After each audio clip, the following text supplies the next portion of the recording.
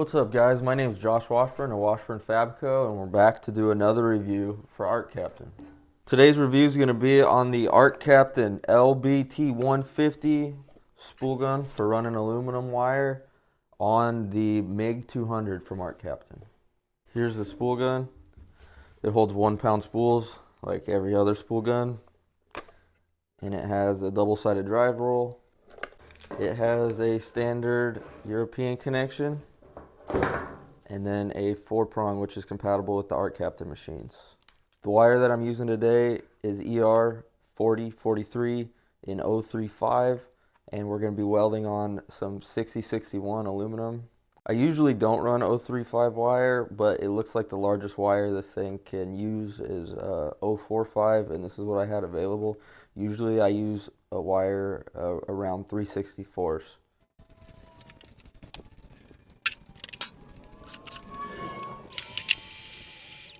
So when you hook this up, you're going to want to make sure you're on the MiG that looks like a spool gun mode, because if not, it'll just turn your normal drive rolls, and then you won't get the action from the spool itself.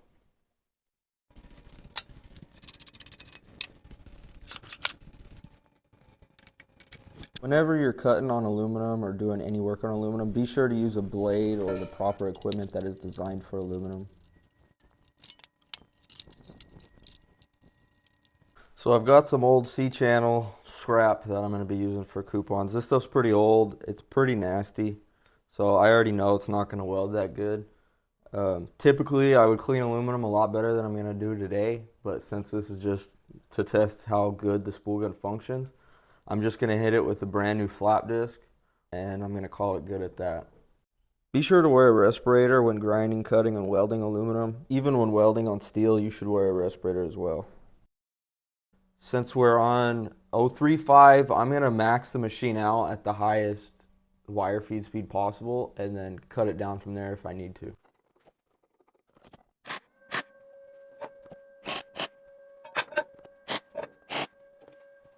When using a wire brush to clean off the soot or to clean aluminum in general, make sure that it has never been used on steel before. You want it to be a fresh stainless steel wire brush.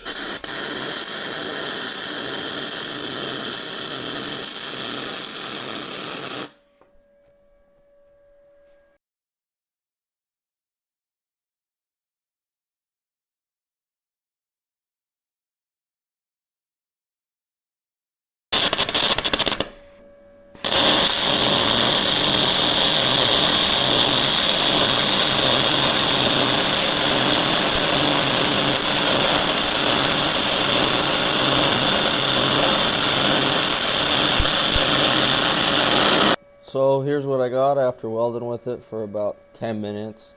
It's pretty good, honestly. It passed up my expectations, that's for sure. Sometimes it gets a bit of a cold start. Pretty much all of the welds I did had a cold start that was kind of rough. I'm not sure if that's the input of the machine having a lower voltage right on startup. I'm very surprised with the outcome of using this spool gun. I've tried to use Tweco and ESAB before in the past for the lower end spool guns. I've never had good luck with running a spool gun on a smaller 220 welder before, but today this one proved me wrong. With that being said, I ended up buying an expensive spool gun for my MPX 330 Lincoln welder generator. I probably could have got by with something like this if it was around a few years ago when I was looking for it. For settings, I ran it at 35 CFH on 100% argon. I think the sweet spot I liked was around 22 volts, 23 volts, and it was maxed out on the wire feed speed. I think it was at 14 meters per minute. As of now, I have no idea what their price is going to be for this. They sent me this to test. I believe they only had a couple of them made, and they sent a few out to get them tested before they ended up producing a whole bunch to start selling. In conclusion, the only thing I really don't like about it is that the drive roll was a 030 and a 040. I wish it would be a 035 and a 045.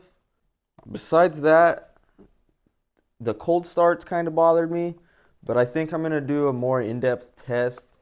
I'm going to look into seeing how to check the true voltage coming out of the machine on the starts.